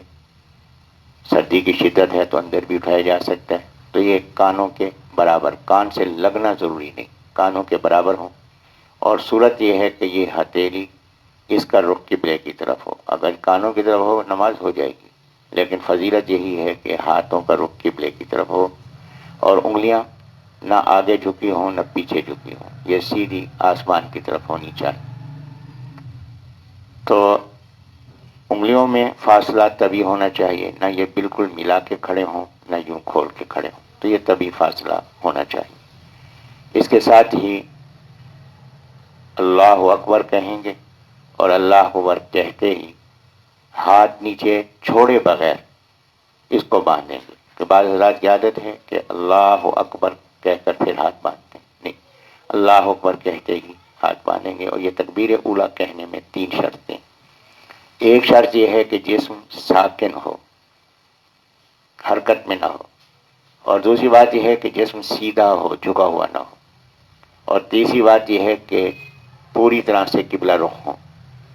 جماعت کھڑی ہو گئی، ہم وضو کر کے آئے، اب آئے امام صاحب رکوع میں چلے گئے، رکوع میں ملنا ہے تو دوڑتے دوڑتے آئے، اللہ اکبر کہا اور جھک گئے اس کے اندر، تو یہ تکبیر اولیٰ کی ادائیگی نہیں ہوگی۔